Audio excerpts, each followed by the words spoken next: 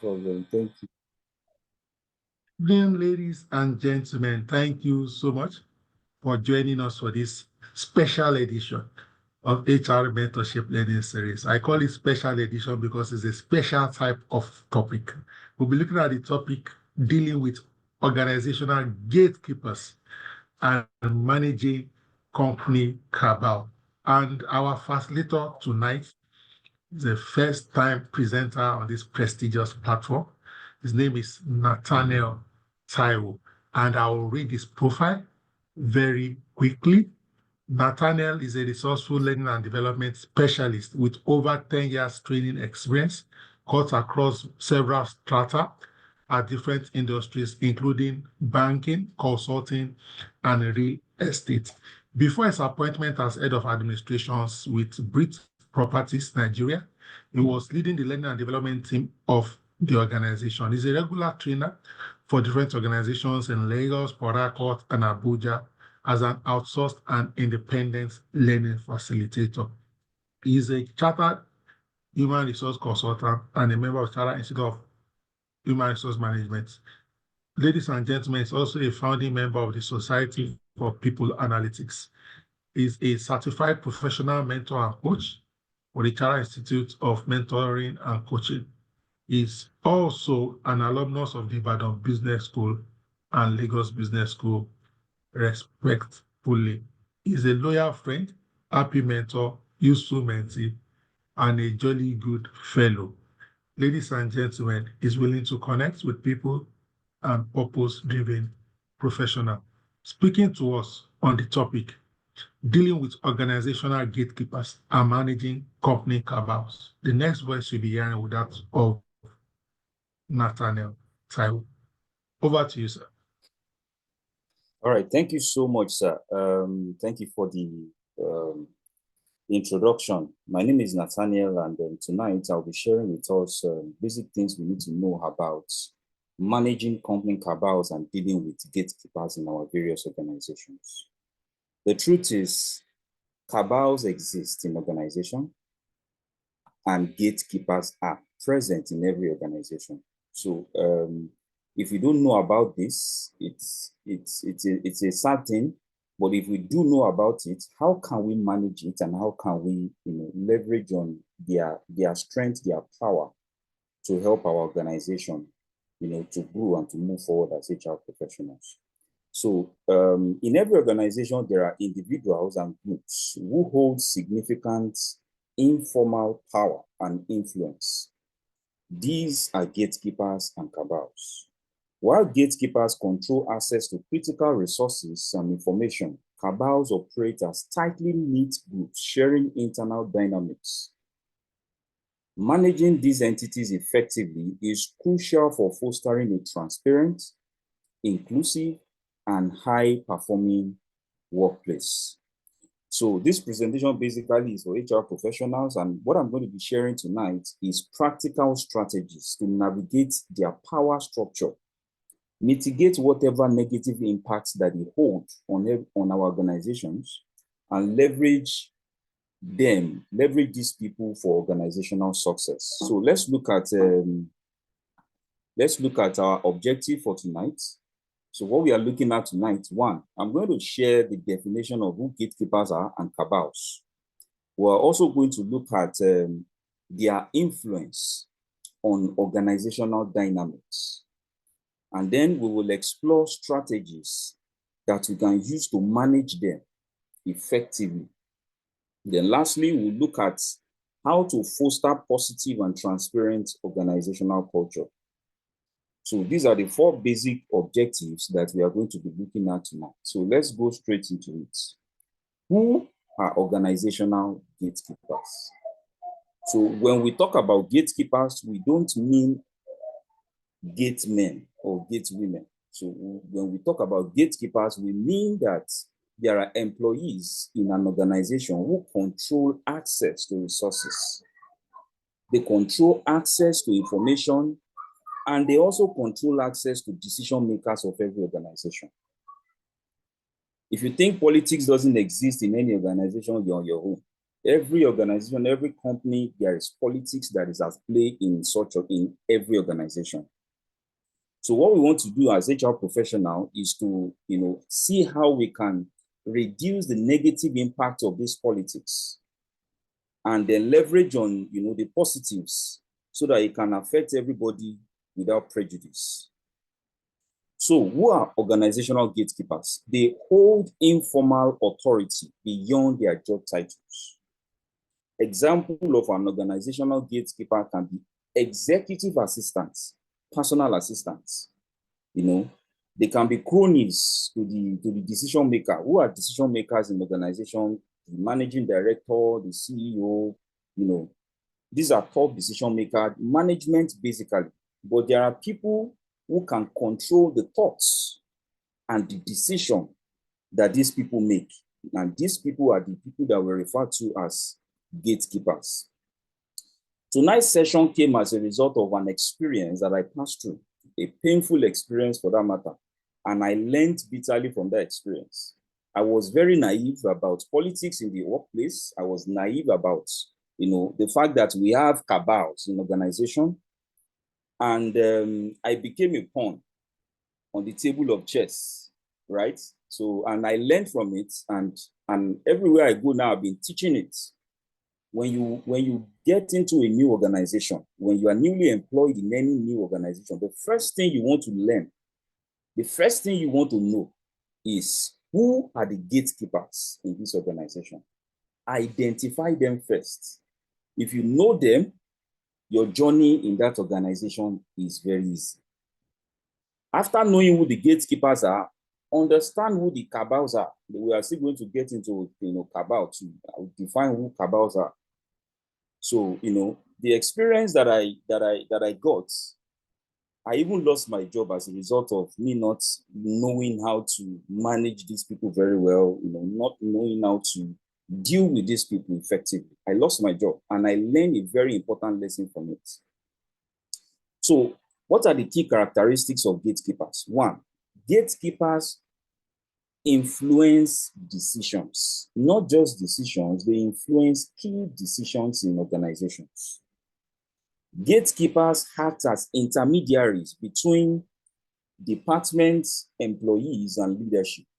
For example, an executive assistant that is trusted by the managing director can influence the decision of the managing director.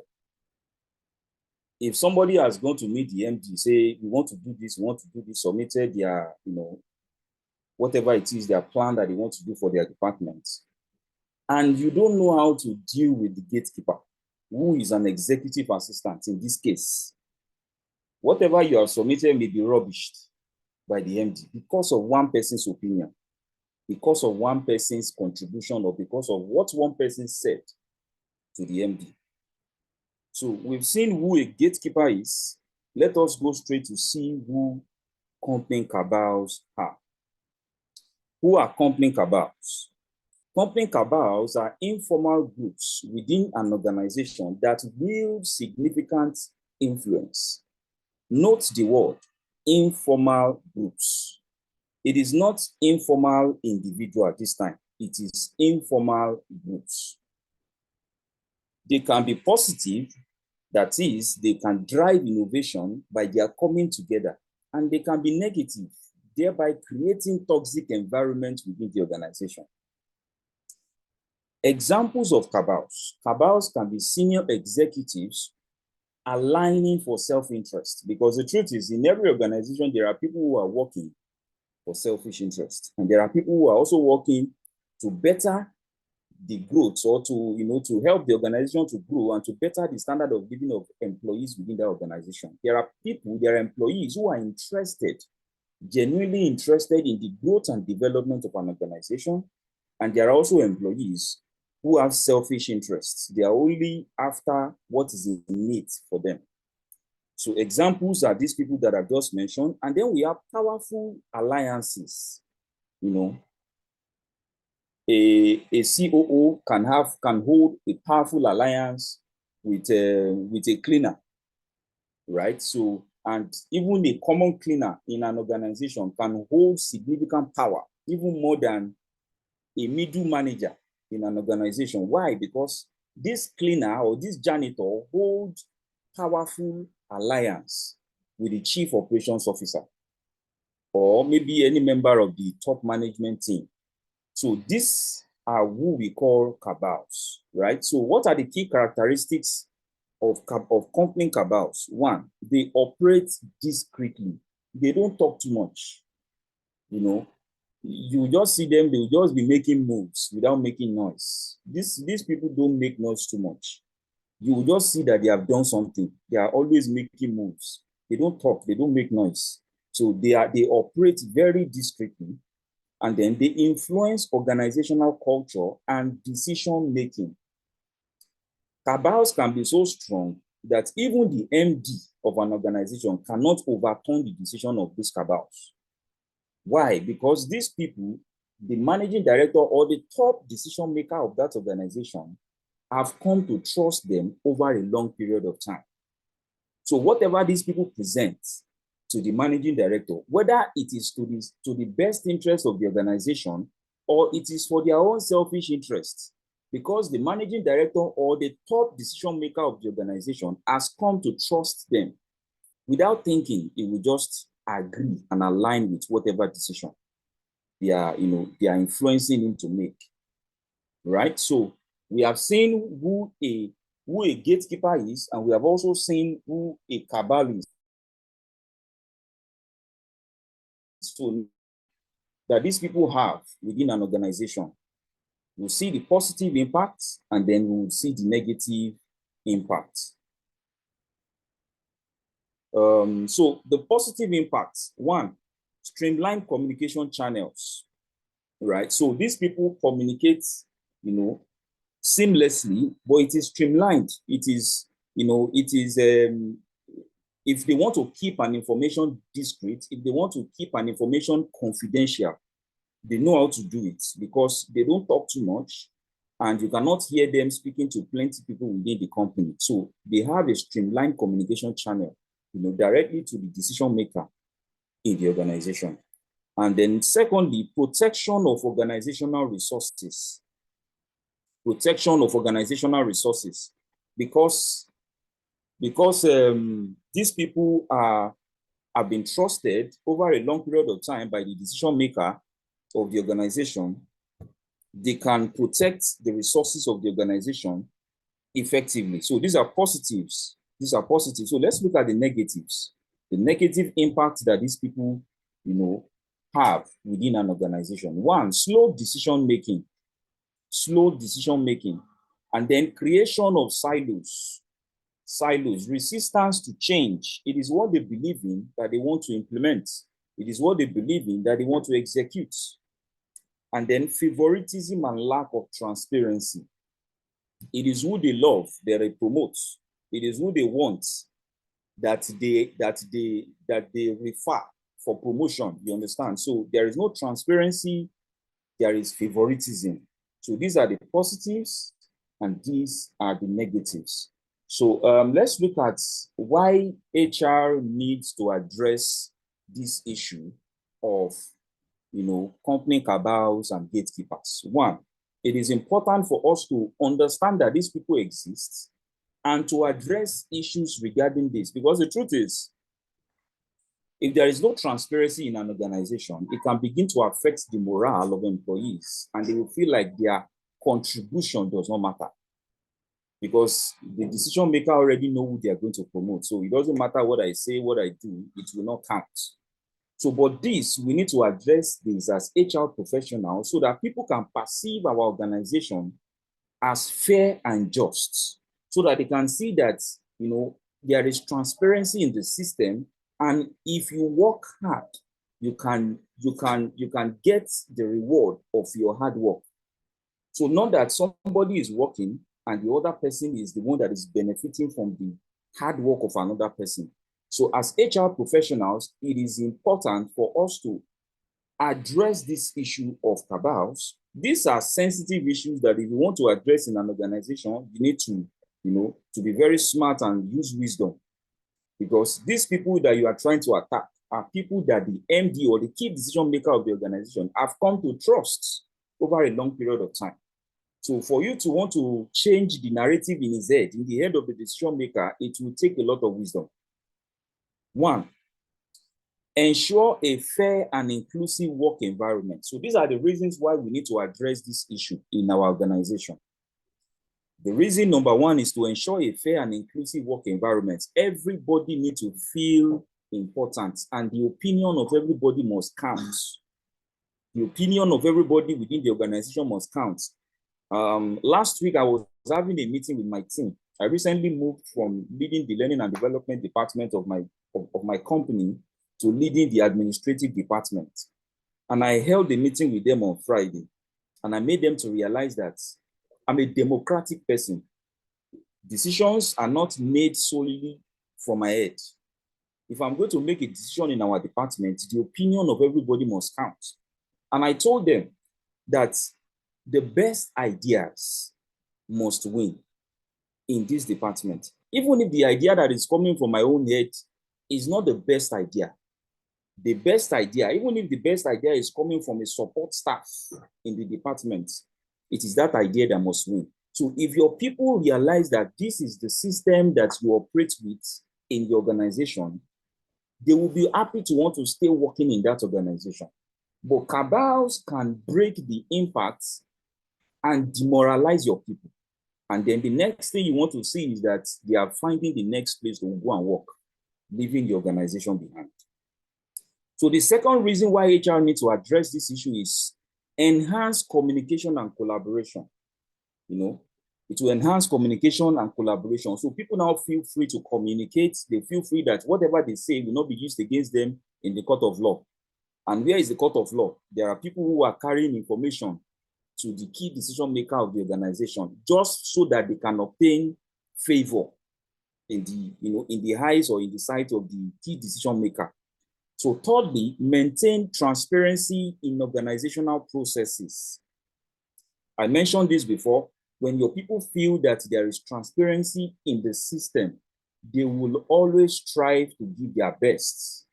They will strive to give their best. And then lastly, it prevents toxic work culture.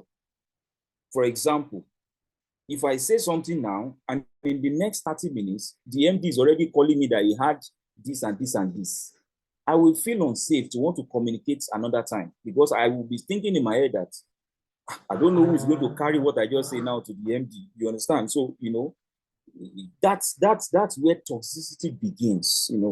People begin to feel like they are not free to express, they are not free to, toxicity begins from there. So as HR professionals, this is important for us to address in order for us to achieve some of these things. So let's look at strategies for dealing with gatekeepers. Strategies for dealing with gatekeepers. One, build relationships. Like I mentioned from the beginning of my presentation, if you are newly employed in an organization, your first 30 days, one of the things that you need to also find out is who the gatekeepers in this. For every organization, there is a key decision maker, right? And most of the time is the guy at the top. Is the guy at the top that is the key decision maker. Apart from the guy at the top, there are gatekeepers. The guy at the top will definitely have eyes and ears, people who are giving him or her feedbacks. So these people are the people we refer to as gatekeepers. So what you want to do is you want to find out who the gatekeepers are, and you want to build relationship with them. How do you do this? When I newly got to the organization that I'm currently working, this is one of the things that I did myself. So I'm not just teaching, theories and all of that. These are things I practicalized myself as a result of the experience I've had in the past. So when I got into the new organization, the first thing I did is I spotted who the gatekeeper is, the gatekeepers are, and who the cabals are, right? And I built relationship with them. How did I do it? Once in a while, I can decide to just buy lunch for them. I just send maybe the office assistant, go and ask for what they want for lunch, buy lunch for them, just communicate with them. When I'm passing in their office, I'll just stop by to say hello. Once in a while, maybe on a Friday, I can decide to just want to take pictures with them, making myself friendly with them, right? So, And when you are doing this, you are trying to pull them close to yourself, establishing trust and building rapport with them. So this is the strategy number one in dealing with gatekeepers. Strategy number two, understand their influence. Once you've drawn them close to yourself, once you've been able to establish, trust and build rapport with these people, then you begin to understand their influence. How weighty is it compared to the other person? Because it is not just one person. There are plenty in the organization. You need to find out who they are. So map their network within the organization. Then thirdly, communicate transparently. Engage them early in processes. So this number three talks about maybe you have something you want to go and defend, before your MD. Maybe your department, you want to do a particular project and you want to go and defend your plan. You may want to run it by one of the gatekeepers. Example of a gatekeeper can be an executive assistant, can be a PA, right? You might be an HOD, but the fact that your line manager, who is the key decision maker, as an assistant, do not look at the person and downplay their power. Even a driver, I have worked in an organization that so this organization that I work with, the GMD has a managing director. So the GMD is the owner of the company, is the founder of the organization. He has a managing director. Even the managing director would want to listen to what the driver says because the driver knows this and that about the GMD.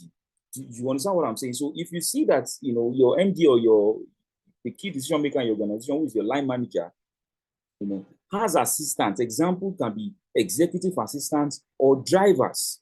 Do not downplay the power that they hold. These people have significant power. So what you want to do once in a while, before you present a plan to the MD or to your line manager, if you're an HOD, run it by them. Ask them, what do you think? Or that will even say, if I do this, if I do this, if I do this, and before you can begin to do that, ensure you have built rapport with these people. One day you can decide to buy them lunch. You can decide to buy the executive or the personal assistant, buy her lunch, or the driver, buy him lunch. You understand? Build rapport. Let them like you. Cultivate a likable spirit among these people. If they don't like you, I normally will tell people that most of the decisions about our life are made in our absence. Most of the decisions about our lives are made in our absence. Example, when you apply for a job, the decision to call you for a job interview was made in your absence. When you eventually got the interview invite and you are done with the interview, the decision for you to come for the next stage of interview was done in your absence. When you eventually got called for a next stage, the decision to hire you or not to hire you was made in your absence. So even if you get into the organization, there are key decisions that will be made in your absence. Example, decision whether they want to promote or they don't want to promote. Before they promote certain set of people in some organization, some cabals need to sit down and discuss about it. If you have not developed a likable, spirit with these people, there is no amount of hard work you are doing in your organization. They will downplay everything and water it down. I have a mentor. I will tell you, I like to share stories in my presentation. I have a mentor. He's supposed to be a minister in the current regime, in this current government now. He's supposed to be one of the appointed ministers in 2023 when they were appointing ministers. Guess what? His name was among the list when they were having their final meeting with the president and all of that. One person said, this person that you want to, this person that we have his name here, because of this and this that he has done before, he does not qualify to become a minister. Because of this and this that he has done, this and that he has done, he doesn't. So this person lost the ministerial appointment because of the opinion of one person. So whatever we do on the job, even outside the job, let us be mindful of how people perceive us, what people are saying about us. Don't say that I don't care what people say about me. You need to care what people say about you. You need to care. Why do you need to care what people say about you? Because when it is time for a decision to be made about your life, you will not be there.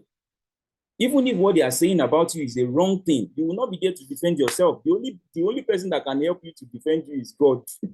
It is only God that can speak to the mind or heart of anybody and says that no, This guy is not like this guy is not like that. So very important. The last one here is empower these people, make them feel important. Involve them in decision making. Before you see your line manager or the key decision maker, make them feel like if their opinion is not heard, you cannot submit the plan to the MD. You understand? Just make them feel important. These are wisdom that people can use to navigate their way through to the top in organizations. Let's look at strategies for managing company cabals. The first one we looked at is the strategy for managing gatekeepers. Strategies for managing company cabals. One, identify the cabals. Who are they? Conduct network analysis to map influence patterns. Some of them can be very hidden. You might not even know.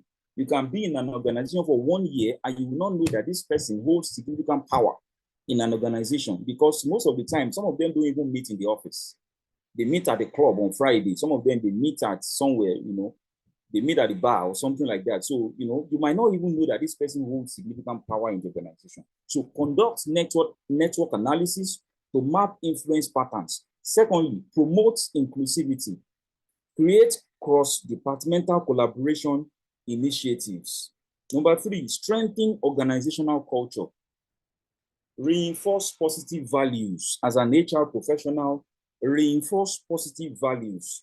Even if we are seeing some negative things that's happening as a result of the power that these cabals are, exuding, as an HR professional, continuously, talk about the values, continuously demonstrate the values, show it, let people see it, that in this organization, we love positive, vibes, right? So number 4, encourage transparency.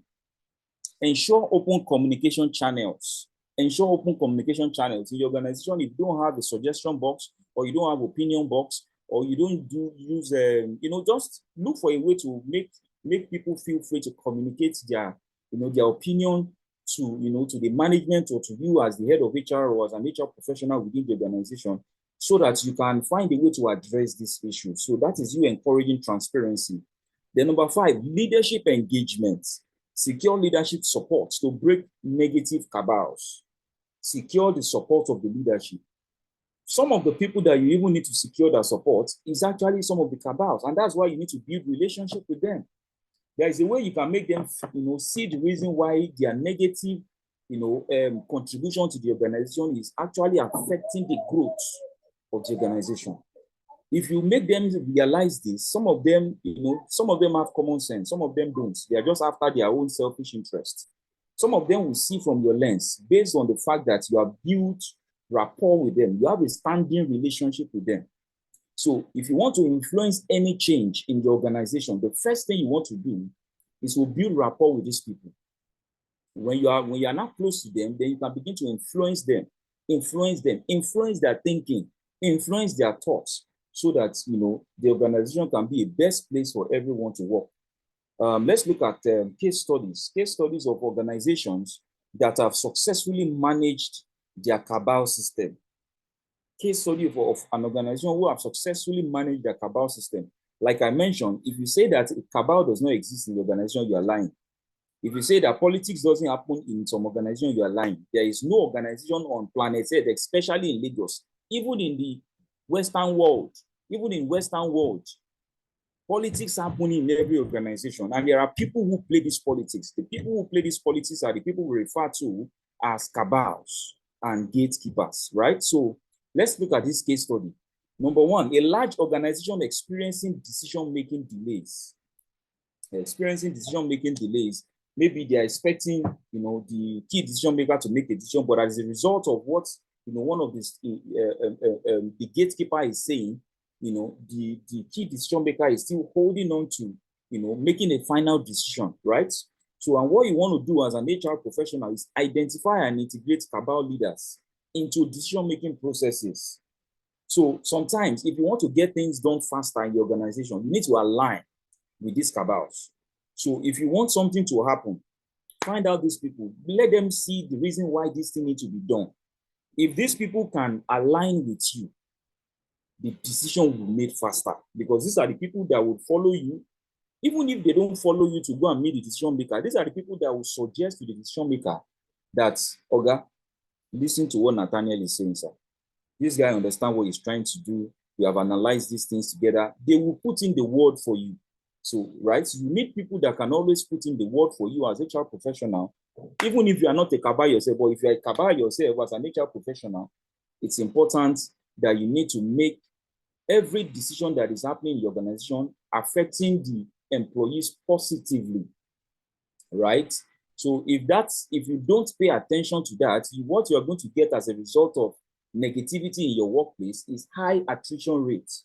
People will begin to jump fence. They begin to leave the organization and go to an organization where they can feel loved, where they can feel heard, where they can feel that their contribution is valued and welcomed.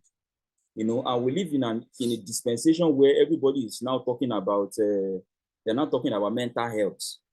Any little thing like this, my mental health. Any small thing like this, my mental health. So, you need to take cognizance of this fact. If you are a Cabal yourself as an HR professional, whatever decision you are making, it is important, right, that you weigh it and make sure that it is towards the positives and affecting your employees positively so that they don't begin to jump ship, right? So what is the outcome of this case study? Improved collaboration and faster decision making. Improved collaboration and faster decision making. So what this case study is trying to explain to us, right, is you want to present something to the top key decision maker, and there are delays because somebody somewhere is maybe saying to the decision maker that this thing doesn't work, it can't work, or the decision maker himself does not believe in the idea. But because of the powerful forces that you have built with these cabals, you can speak to them about these things and they can make it, work for you, right? Because why do you need to form an alliance with these people? They've the key decision maker of the organization have come to trust them over a period of time. So, and that is why, you need to build alliance with these people, right? So the role of HR professionals in an organization, one, act as change agents. That's our number one job. Our first job is to act as change agents. Whatever we see that is not good enough, let us change it. Number two, facilitate open communication. Facilitate open communication within the organization. Let people be free to communicate. Not that the words that they are saying will be used against them in the court of law. If you don't feel free to communicate, you don't have an effective feedback system as an organization. You need to build up, your organization in such a way that even what they are saying to you is not so nice to hear. Take it in and, take it as a feedback, right? One of my mentors told me something, a long time ago. He says, stupidity is not an insult. If somebody say that you are stupid, they say, Nathaniel, you are very stupid, right? So it doesn't mean that the person is insulting me. What it means is that the person is telling me that I'm exhibiting a trait. I'm exhibiting a character that is, that is stupid, because stupidity has a meaning, right? So when somebody tells you that you are stupid, it means that you are doing something that is stupid. So what is that thing that is stupid? You want to find out what that thing is, right? So that is exactly, okay, let's even look at the Bible. The Bible, there is a place in the Bible that Apostle Paul was speaking to the church, was telling them that, oh, foolish Galatians. Does it mean that Apostle Paul was insulting them? He wasn't insulting them. He was telling them that they are demonstrating foolishness, right? So what you want to do as HR professionals, take in whatever feedback your people are giving you, whether it is pleasant to the ear or not. If it is not pleasant to the ear, still take it. At the end of the day, you'll be able to sieve it and understand whether it is you as an organization that is stupid or it is the employee that is giving the feedback that is stupid. The last thing that is expected of us as HR professionals here is reinforce organizational values. Every organization has a value, and you need to continuously talk about it. Not just talk about it. As an HR professional yourself, you need to model it. You need to model it. If you want your people to be wearing their ID card all the time, don't be an HR professional that is not wearing ID card. Wear the ID card and let people see you that you're wearing it. That is you modeling the value. If you want something done in your organization, if you want excellence in your organization, model it. You yourself, are you a person of excellence? If you are not, there is a way you can develop, excellence and become an excellent person so that every other person can see you and then begin to model, their pattern after you. So let's look at tools and techniques for HR professionals. How can you, mitigate the negative impact of these people within the organization? How can you neutralize their negative impact within the organization? Number one, use surveys. Understand leading networks. So, some people might not want to talk. If you try to find out some things, some people might not want to tell you that, these are, so you can just send a survey, maybe a Google form, send it to people and make it anonymous so that people can hear their opinion. This is how you learn, about the problems that people are facing in the organization. Number two, track influence patterns using data analytics. Use the data that you have within the system to track the pattern. This person that moved from this role to this role, how did this person move from this role to this role? Did he move from this role to this higher role as a result of the hard work he has put into it? Did this person actually qualify to be in this position? If he doesn't, why is he promoted to this position? One of the reasons can be because this person has formed an alliance with some of the gatekeepers and they promoted this person based on sentiment and not based on merit.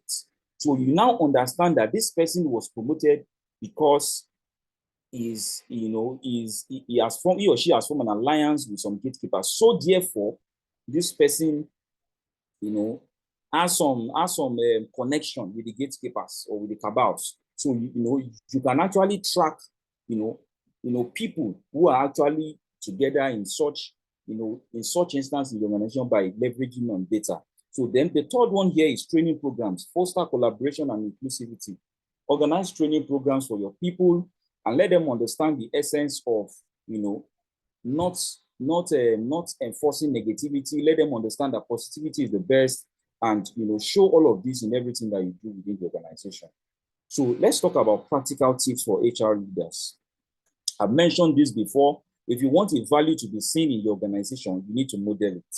Thank you. You need to model it. You need to lead by example. So, and how do you do this? Foster trust within teams. Foster trust. If your people cannot trust you, they cannot follow you. If you think they are following you, they might not actually be following you. They're only following you because of their paycheck. They know that at the end of the month, they will go home with their salary. But if your people cannot call you outside of work and want to hold meeting with you and want to still connect with you outside of work, then something is wrong. So that means that they cannot trust you to a certain extent. Then number three, maintain confidentiality. Very important. We all know this as HR professional. We have access to sensitive information as HR professional, and it is expected of us to maintain confidentiality. Number four, address issues proactively.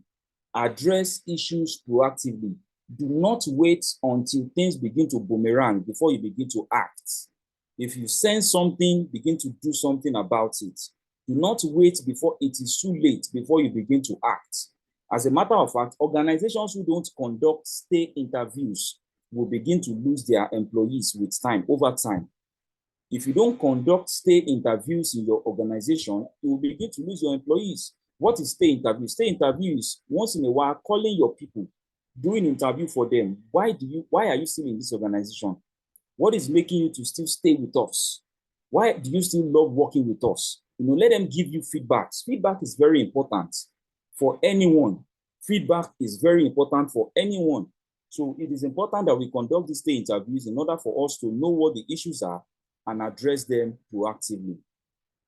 Then lastly, align HR policies with organizational goals.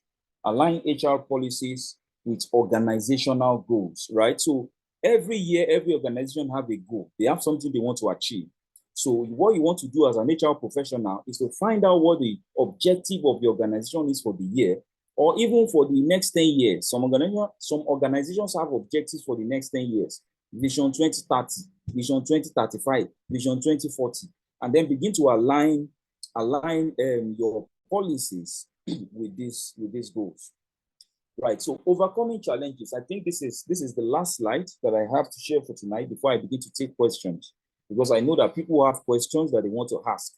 So overcoming challenges. The first challenge that you need to overcome is resistance. Resistance, right? Resistance, using persuasive communication.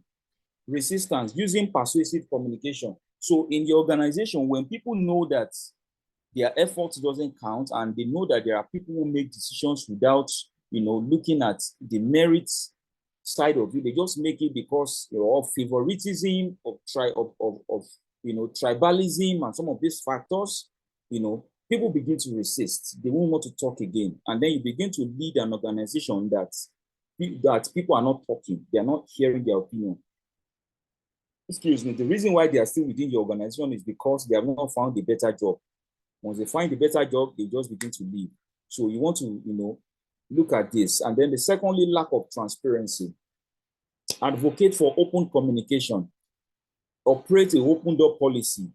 Let people feel free to come and talk to you about any issue, and let them also be assured that whatever they say to you can be kept confidential. If people cannot trust you to keep their information confidential, they will not come to you to share any information with you. So as HR professional, as much as we are striving to encourage open communication, let us also strive to ensure that our people can trust us with whatever communication or information that they share with us. And then lastly, power struggles. Power struggles. Mediate and realign interest. There is always power struggle in every organization. People want to show their power. They want to show that I know the MD. It's MD that brought me to the organization. I can go and meet him and he will do this and he will do that. And so as HR professional, it is important that you hold meetings with the key decision maker of the organization. Make them realize the impact, the negative impact of demonstrating favoritism or tribalism, right? So if they know the impact, because the truth of the matter is some managing directors or some key decision makers, they don't know some of them honestly do not know the negative impact of their decision unless somebody tells them. Some of them don't know. So somebody, especially HR professional, it is our responsibility to communicate to them the impact of whatever decision that they are doing or whatever behavior that they are exhibiting as a key decision maker. If they are favoring one particular tribe over the other, let them know, sir, it is like you are being one-sided towards this certain set of people. Let us balance it. The truth of the matter is most times they might not know. And once you begin to talk about it, if they are willing to change, they will listen to you. And if they are not willing to change, they won't listen to you. And then life still goes on, right? So I thank you very sincerely for listening to me and for paying attention to my presentation. I would like to take questions now.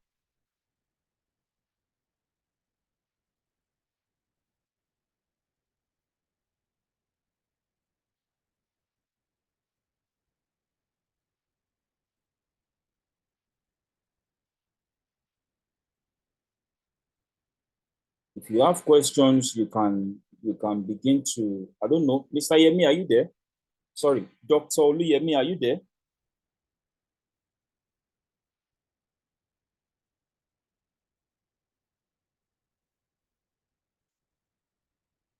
Let me check this.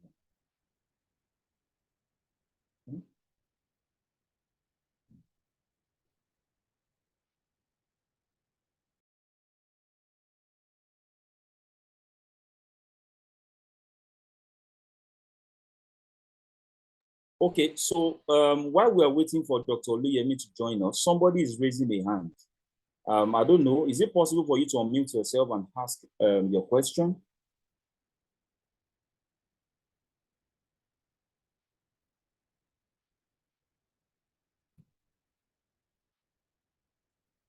Noye, can you unmute yourself and ask your question, please?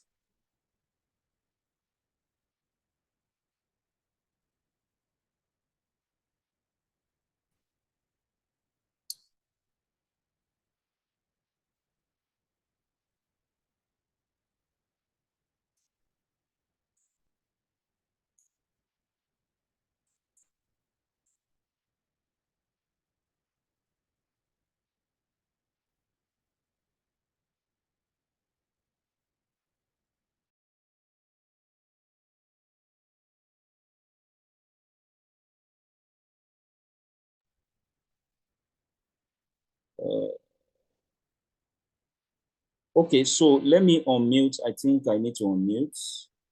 Okay. Yeah. All right. Good evening, Nathaniel. Thank you so much. My name is Nonye. Thank you for this very insightful presentation that you've given.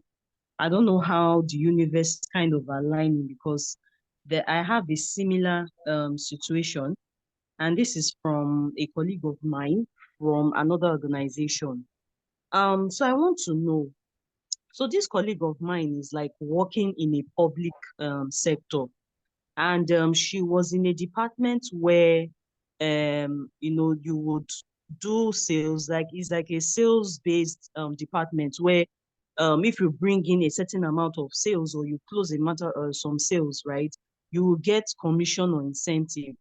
So at some point she was being sidelined, because she was not of the same fate of the people that were in that particular department. And so anytime it was a time for incentive, she's always sidelined. However, if there's something that needs to be done in the department, she's always the point of call, from their management to say it's you that we want you to, deliver this. And when it's time for her to reap her rewards, she's as in they just kick her to the side.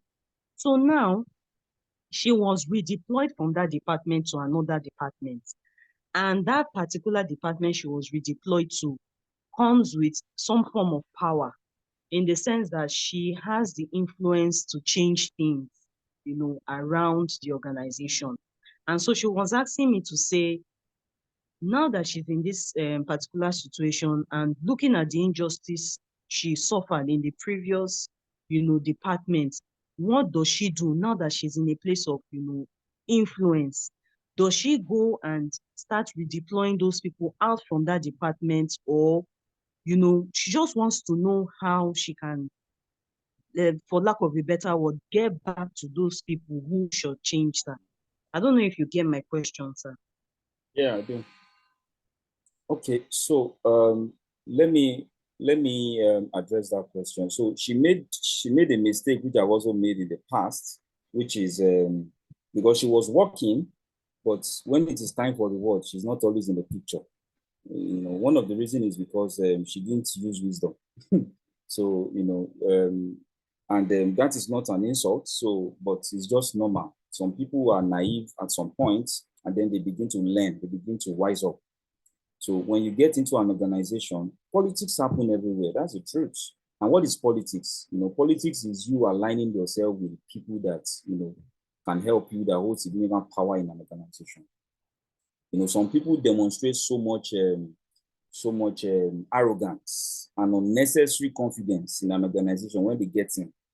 You need to, even if you are very good on the job, you need to learn to, bring yourself down, right? So to a certain level. So I think the mistake she made at that time, well, I don't know the true picture, but what I'm, seeing is the fact that they see that she's hardworking, but she has not built an alliance with the people that matter that can help her, right? So that is to address that. Now that she's occupying a position of power, and she's trying to get back to those people, I don't think that is wise also enough. It's not also wise for her to do that. She should not do tit for tat because they've done it for her in the past. She's now trying to get back to them. That is her trying to exhibit negativity within the organization. They've done it for her. She needs to stop it. It is now on her table to stop the negativity. What has happened to her? It is for her to learn that that is not the right way to do things. And now that she's in the power to influence things, she should not also be a victim of the people she has once criticized. I think I've been able to answer that question.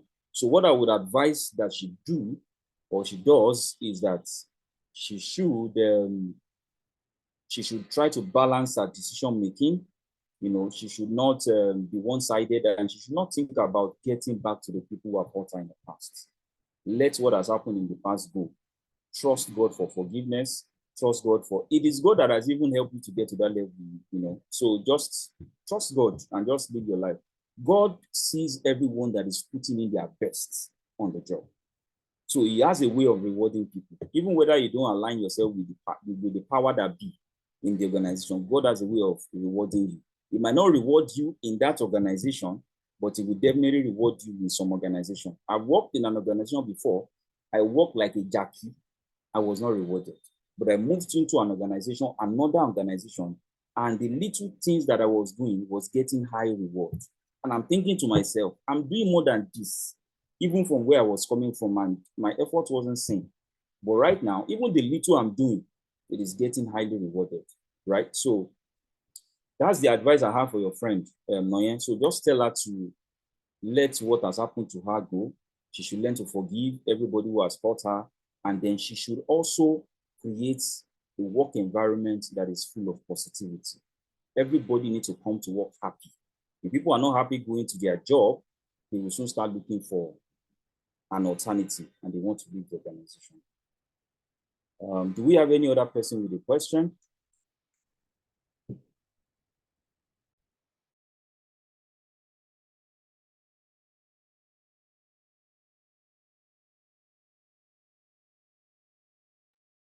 So I think there are questions in the comment. Dr. Oluyemi, can I take the questions in the comment section?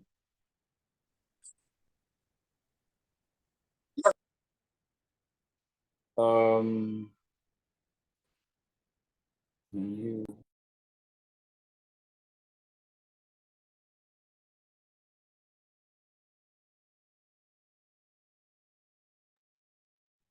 sorry, I'm just trying to get the question so that You can stop sharing your slides so that it's easier for you to see the questions. okay.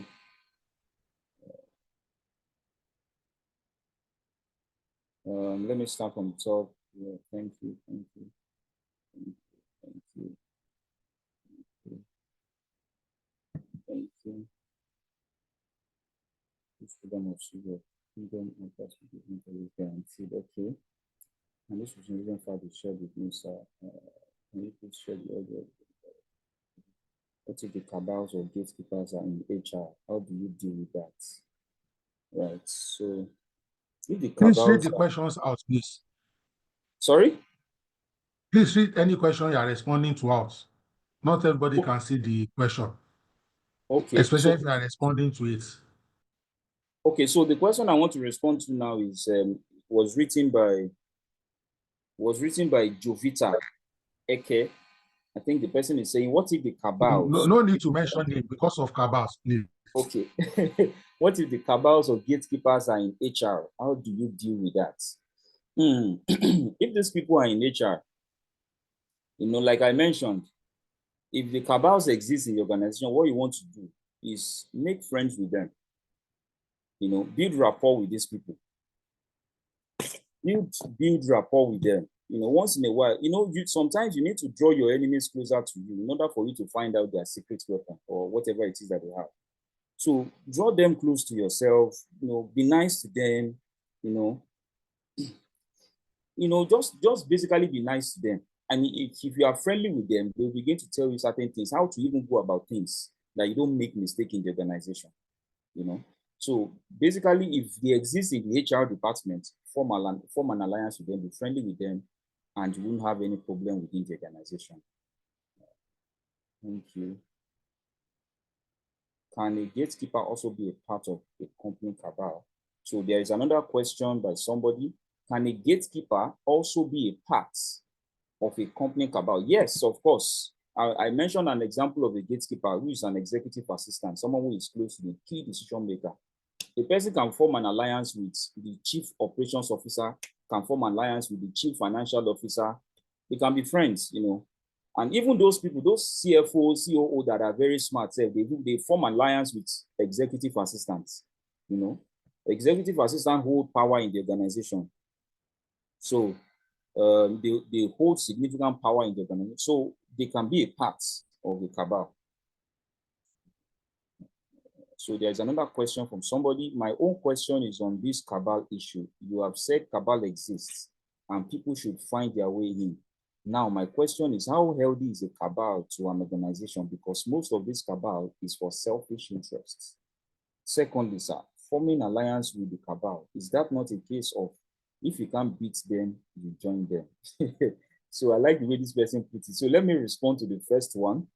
The first one says that how healthy is a cabal to an organization? Because most of this cabal is for selfish interests. I mentioned it in my presentation that there are people in the cabal for their own selfish interests, and there are also people there who are interested, genuinely interested in the growth of the organization. For example, I have found my way to becoming one of the cabal in my own organization. I found my way to becoming one, right? And, my own interest is not selfish interest. My interest is for the growth of the organization, because you need somebody at the top to make, the Bible says that if the righteous is on the throne, the people rejoice. But if the person that is on the top is not the righteous person, he's there for his own pocket now, he's there for his selfish interest. So, the way for you to know that this, so if you see that people are there and they are there for selfish interest, you can get in too. Find a way to get in. And your own interest is not selfish. It is for the growth of the organization. So when you get in, you can then begin to influence their decision, begin to influence their thoughts. People can be influenced. People who are saying that they want to, for example, let's even use the current, the politics, for example, politics in the country. If you want to change anything in a nation, you need to find out the people that are there and then find a way to get into them and then begin to change their thoughts. If you want to stand alone, you are a good man, but standing alone, you don't have anybody backing you up. You need backing, because, I don't want to talk about some sensitive things on this because I know this is being recorded. So forming alliance with the cabal, is that not the case of if you can't beat them, you join them? Yeah, you can say that that's not good enough, but it is also good, because if you actually cannot beat them truly, you need to join them, and joining them, your own interest is not selfish, and the reason why you are joining them is to change their orientation, right? Is to change their orientation, to make them realize that this thing have negative impact, and the negative impact is it is going to bring down the morale of employees in the organization. And if there is no employee in an organization, the organization is as good as dead, because employees are the drivers of whatever it is that we are achieving in an organization, right? I think I've been able to answer that question. I was a victim of this circumstance. Thank God for seeing me through. Thank you too. More of speaking to conquer. Yes, so more. Make your contributions up. Please. Thank you very much. Good evening, everyone. Thank you very much, Mr. Nathaniel. This has been a very, very insightful session. The presentation is top-notch, and I just wanted to add my voice to it. I see what we are discussing tonight in the light of what I can refer to as office politics, right? Right. And there's a popular saying that I used to say that the politics that you are running away from may not be running away from you. So if you enter any organization, I think it is necessary to be very, very intelligent to understand the environment where you are, right, including the interplay of power and influence, such that at least even if you are not one of the people that are playing negative politics, you don't become a victim of it. You are not played, out. I've seen a lot of people who run into misfortune in the workplace by virtue of not being aware. At least the minimum is being aware, being conscious of the fact that some things happen in an organization that requires you to be conscious of or sensitive to, just so you do not, become a victim altogether. So my point is, everything you have said is very fantastic, with very practical tips on how one can build influence with the people that are actually influential, because ultimately the success that we enjoy or we get to, experience in the workplace, and even the comfort and convenience, the fact that you enjoy the workplace, is as a result of you being at least one of the people that are in tune with the harmonious, existence of the organization, not the people who are complaining. There are people who they are always on the left side of whatever you can call politics, and then they get to complain all the time that this organization is toxic. It's because you have put yourself you've relegated yourself to the background. You are not aware of what is even happening in your place of work, and that's why you always get to complain. But if you understand the interplay of power and you at least put yourself in such a space that you are able to know what's happening, and you are part of those that are even doing what is happening and making it happening in the interest of both your own personal career and the growth of the organization, I think we need to raise our games, just so we are in tune. A lot of information pass through organizations, and some people are not aware because they've decided to stay very, very far. I don't think that's going to help you. We talk about visibility, we talk about influence. All of these things are necessary if only we elect to be part of the major happenings in an organization. So thank you very much for all the points and the practical examples you gave and how we can build influence in organizations. I think I agree with all of them. Thank you very much. Thank you. Thank you so much. Thank you so much. There is another thought by somebody in the comments. This person said, I fired a team of the Cabal last year and it wasn't funny, but with consistency and fairness, I scaled through. It is never healthy, but just be smart to study the environment and keep being fair and transparent. So, when you are trying to fight Cabal, you need to be very, wise about it so that they don't come back for you. Because the next person that is close to you, you never can tell whether the person belongs to the Cabal team, right? So you just have to be smart. So, yes, I think in the absence of no other question, Malga, Doctor, sir, are you still on the call? Ladies and gentlemen, let's unmute and thank our facilitator, the Chief Cabal himself, Mr. Nathaniel Taiwo. Thank you so much for an excellent job. Well done. Well, Thank you very much. Thank you. Thank you. Thank Thank you. Very insightful. Thank you. Thank you, sir. Thank you. Thank you, sir. Thank you, sir, for a very insightful session.